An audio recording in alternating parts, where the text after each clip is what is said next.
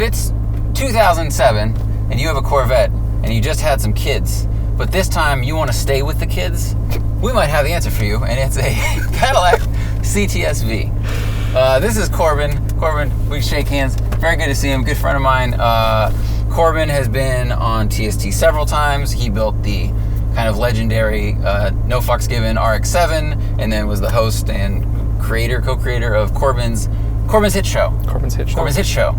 It was not a hit. Read it quickly. It was not a hit. But it was Corbin's hit show. It was like a cult. It was popular, like cult show. You know, you get good compliments from not enough people. That's true. 30 years from now, bro, they're gonna be playing it at the New Bev. It'll be like Family Guy. You know, it wasn't popular. It went to DVD, and then just blew right on up. Huge. Exactly. That's what's gonna happen. All right, so we're in your 2006 Cadillac CTS-V. 2007. Same car. We're in your 2007 Cadillac CTS-V. That's right. In 2006, they did all the changes, and this has those changes. The first iterations of it had an LS6. Yes. And then this changed to LS2. Yes. What else did they change, though? There's a lot of more minor stuff. They did a better job on the wiring harness. The old ones had weird like electrical grounding. Actually, Matt Farah drove one of these in a one take a long time ago, and that one take was filled up like 20% by Matt being like, "Oh, your oil temp's at 330," and the guy's like, "Oh no," and they had to like drive it slow, but no, it was just the grounds because the wiring harness was bad. Wow. The diff was improved on these. Yeah, the wiring, the diff. I'm trying to remember. There's not a lot of other changes. The engine, I'm blanking out on it. I don't know. I think they Cadillac added like an appearance package you could get on the regular CTS. Like you could get some V elements, but they didn't change this car at all. I don't think that much. No, those are the big changes. Because the original diffs, you could shatter them like stock. If you launched in 04 and you got wheel spin, the axles are beefier. Oh my God. That would be terrible. Yeah. Like here's your four-door Corvette. I got it in early. And then you blow up the diff immediately. That's kind of a bummer. Yeah, it's a bit of a sad one. This is just basically the best version of the first gen CTS-V. Okay, and you've done what things to it? I haven't done too much. I actually had catless long tubes. I put it back to stock manifolds because I don't like the check engine light, the fumes, because lift passengers were not a fan, and it was way too loud. Yeah, catless smells a lot. If it really does. Or behind the car, it smells. Yeah, it's fine when you're moving, but when you're literally stopping to pick up passengers all the time, and you're just sitting there, and then your passengers get in the car, and they're like, "Wow, this smells bad," and they don't say anything, but they secretly are just like, "Wow, this guy's an absolute like fool." 3 stars. Yeah, 3 stars all day long. So I went back to stock manifolds, even though it doesn't sound nearly as glorious. It's got no mufflers, but it still has a resonator. I have KW V3s on here. The Team Dynamics wheels were on here before me. These are 6 lugs. You'll notice in the walk around. So you have like 3 choices of wheels. You have like the stock, the accessory stock. These Team Dynamics, they don't make them anymore. Forge Star. There's like one maybe other wheel you can get. Yeah, that's a pretty rare lug pattern. The wheels look really good. They do look cool. Very cool. They're lighter. Yeah, they look better. So the KW V3s. There's a few other things. Poly motor mounts from Creative Steel. Poly trans mount, short like nice shifter thingy. Poly diff mounts, or maybe solid diff mounts. I don't actually know offhand what it was. That's the most of it, and those are like the base mods that you need to do. Wrapped alternator wires because they arc on the headers. Otherwise, that's a problem. It's a bit of an issue, you know. It's one of the things that breaks. That's the most of it. Those are kind of what informs how this thing drives. And then I got it aligned corner balance. It has NT 555s, and the rears are too wide. They rub in the fender a little bit? No, but you'll notice there's a lot of sidewall flex. The rear feels a little bit more rubbery than it should. Interesting. It's a little bit of... Because is the tire flaring out from the wheels slightly? Yeah. So it's like a soft spot when there's pressure? It does weird stuff to the cornering stiffness. Yeah, just like the more sidewall you have, obviously your response gets kind of funky. Yeah. And I think it actually does change your cornering stiffness. But we'll talk about geometry stuff as we drive it, I guess. This is the heaviest clutch pedal. Oh, LS7 clutch. That's the one I forgot. I think, in a very, very, very So this long is time. off of the Z06 Vet, and it's not made for a Cadillac sedan. You'll see. Wow. You get used to it, but it's a lot of getting used to. Yeah, don't... Almost open the hood. I'll try to remember to get a shot of this. The parking brake release is a hand pull, and it's right above the trunk hood release, which is also a hand pull. Yeah. Same shape, same action, probably the same spring. Yeah. And we're going to gently... Ooh, the clutch takes up very early. It's an absolute unit. I like it.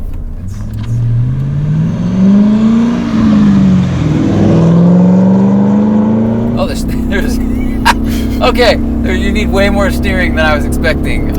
Even though, I came up in my car, and they're made it almost exactly the same time. But, actually that's not true, it's 5 years difference.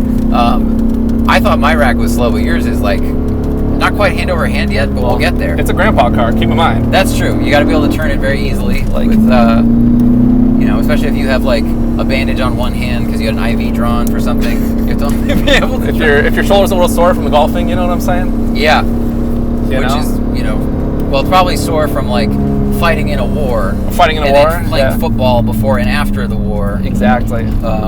Sorry, that's not a very good downshift.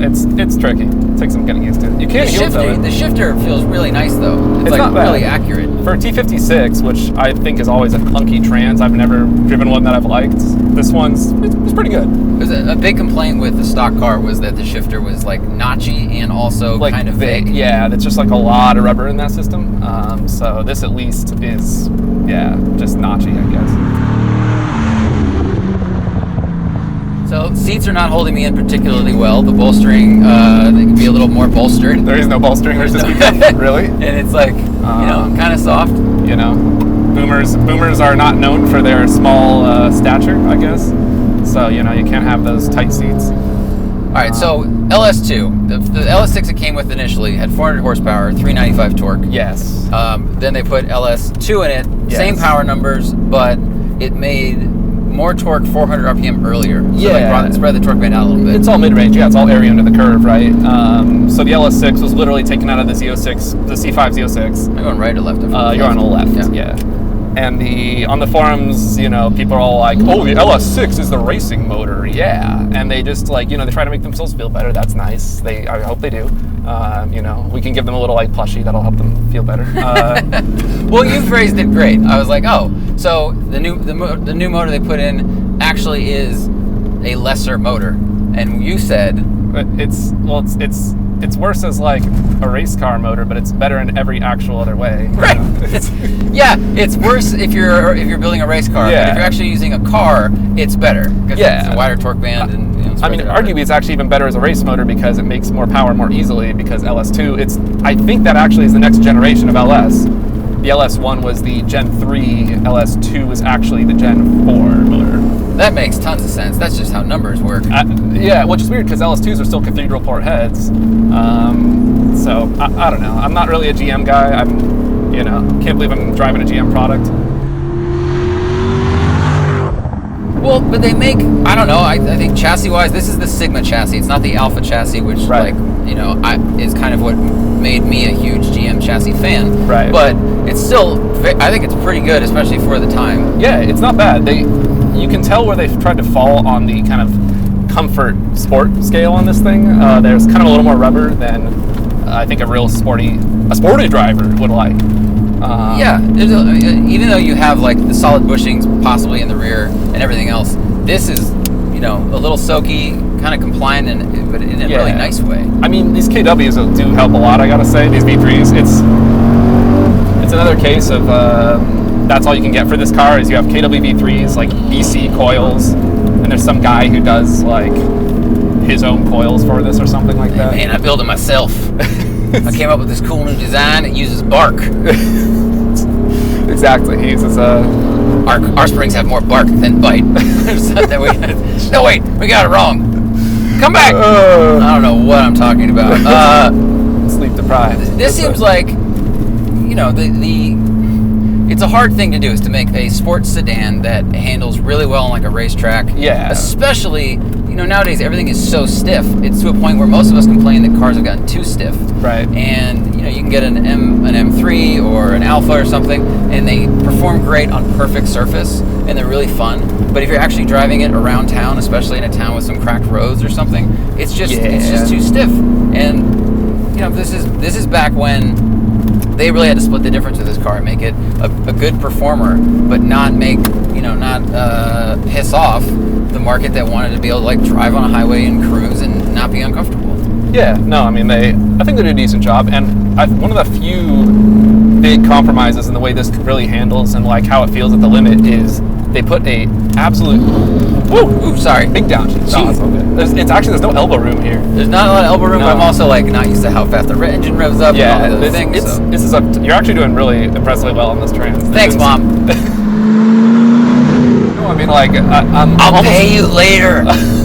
I'm almost annoyed because I still kind of struggle with it. I have to put a lot more miles on this than you. Like, That makes me feel good. yeah, like when I'm feeling confident, it's fine. But then if I kind of like, if I'm distracted, you know. Well, you've only had this car 4 weeks, you said. Something like that, Which is not a lot of time. I only really drive it to lift because I ride motorcycles most of the rest of the time. So. Right. So Corbin drives Lyft while he looks for an engineering job. Yes. If you have an engineering job at a cool race shop or something, hit him up. He knows how hire to him. build many amazing, crazy things. It's got to be an interesting time, like to pick someone up in a car that they're not expecting. Everyone's expecting an Accord nowadays or a Camry, and then you pull up. Yeah. No, it is fun, and a lot of people get that it's cool. They don't necessarily know why it's cool, and then they're like, "Wow, this makes a good noise," and I'm like, "Well," and of course I took my sunglasses on for this one. Say, well, it actually has the engine and transmission from the Corvette, and they're like, "Wow!" And I have to say of that year because of the year, not the new one. Not that they know the difference, but yeah. And so they're like, "Wow, cool!" And then I accelerate. They're like, "Wow, cool!" I probably think they really want me to accelerate because I really want to accelerate. Yeah. And I'm just like, yeah, I'm going to show them this power, and they'll be like, "Wow, I'm finally attuned to the mechanical glory of a manual transmission." That's what V8." they're thinking. Absolutely. You know, I'm trying to spread the gospel, but just like the Mormons coming to your door, like you actually just want them to go away. They actually just want me to drive them there slowly. Yeah, and nicely. they want you to just take them to the artisan belt loop, Yeah. or belt buckle store event, white wine, Exactly. I don't know, brewery they're going to. Exactly. And you get on the gas and you're like, "Do you feel that?" Now that's the solid rear bushings, and they're like, "Oh my God, I understand cars now." And it's this giant epiphany and awakening, and then all the youth will go and buy cars again. Yeah, exactly. And I'm telling them, like, yeah, I had a little more low-speed rebound damping on these KWs, which I did, actually. It feels good. Take a left. You're spreading the gospel. That's Yeah, what you're doing. I'm just a good apostle here. That's right. Have you heard of LS engines? Have you? Have you heard the word of acceleration? It's funny because I've been such a hater on LSs, and Why? listen, man, all I'm saying is we live in a world with a lot of interesting things. I mean, dude, okay, it's the solution everybody picks, and that can get annoying. You're like, "No, of course, it's an LS engine." Like, I felt that way about 911s for a long time. Whoa. It was just like, yeah, okay, everyone likes them. I feel like the bubble's a little bit big. The hype, everything's a little bit overhyped. Some of them aren't perfect and great.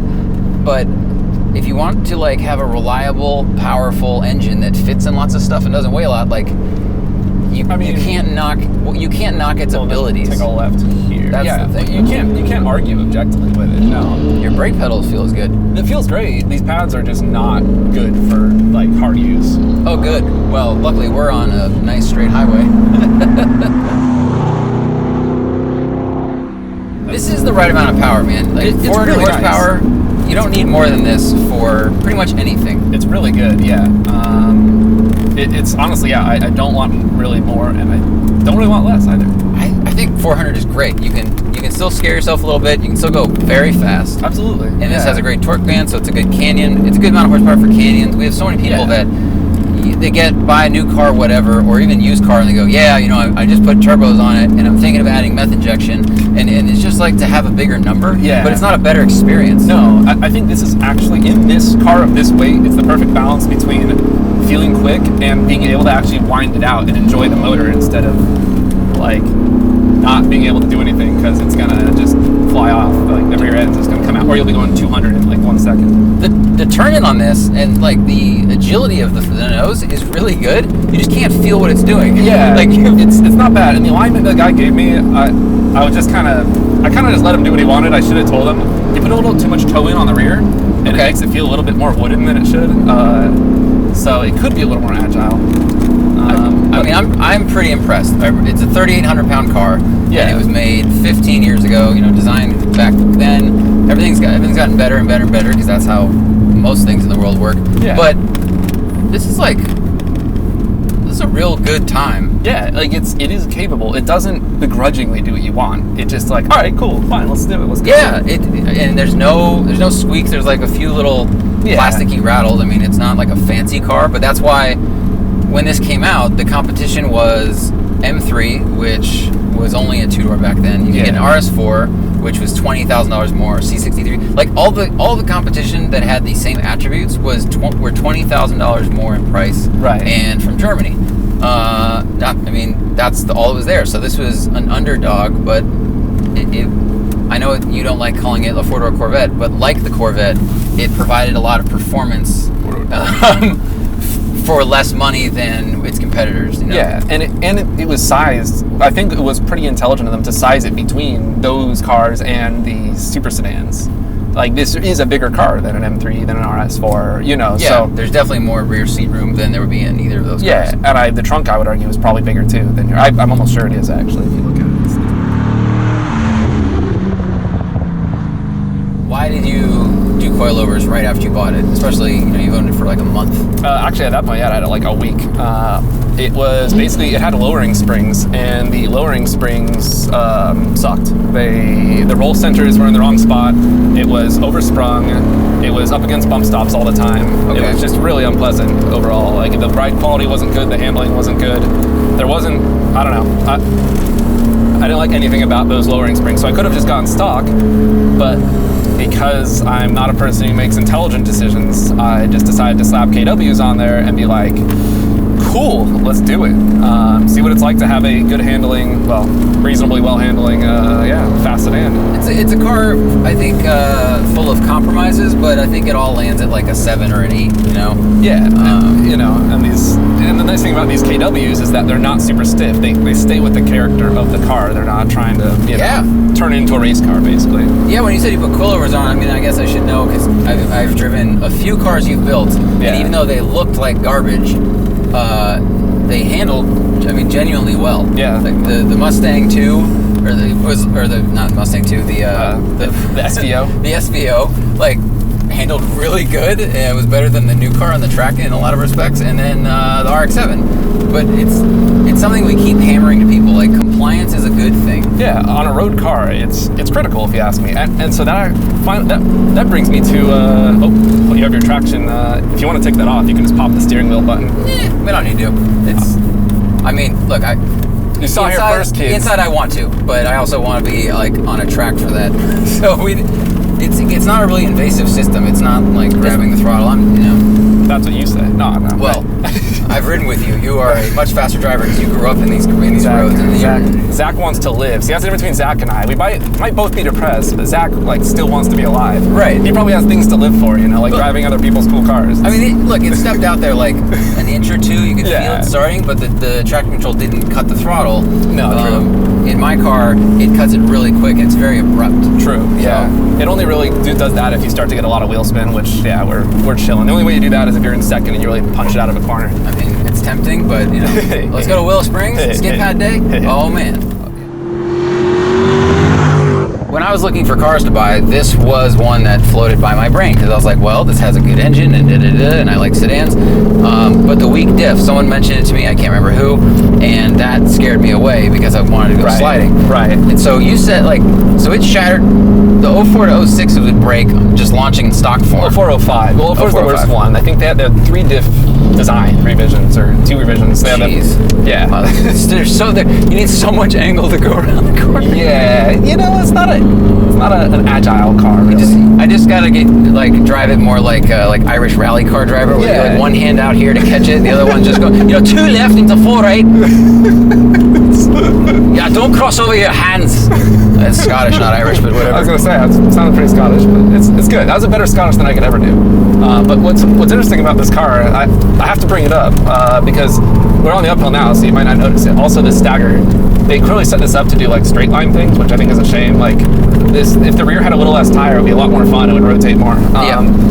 But the one big compromise in this car's suspension geometry, or one of the big ones, other than all the rubber in the rear and all the compliance, is it has just an absolute ton of anti-dive. So the front suspension geometry is set up so that it mechanically resists nosedive while you're braking. And a lot of cars have this, anti-squat, anti-dive. Mm-hmm. You can even have geometric anti-roll, depending on where your roll centers are. What it does is if you're braking hard coming in, it just loads up the front tires super hard and it just wants to wash all the time. It just doesn't want to hook up coming into corner. The front, can't load the front the way he really wants you to come into a corner high. Because of the anti-dive? Yeah, because of the anti-dive. That's how it feels to me. And it's interesting because they do it by angling the upper control arm, and it gives you this really interesting effect where it adds caster as you roll. It's dynamic caster. Whoa. Which is fun because it gives you more negative camber on the outside as you turn, as it rolls, so that otherwise you have that crazy like nose up and down business because you have so much caster all the time. But the anti-dive sucks. That's one of the big flaws on this car because it has double A arms up front. They raced this car back in the early 2000s. Yeah. They won stuff. Suspension geometry, it's just like, well, you want to take some from here and give some over there, right? There's like, yeah, to some degree, basically. Unless you can design like a bespoke car and make everything perfect, right? Sure. I mean, arguably, when you have a mission statement like this, you can't give it enough front spring to resist the dive, basically.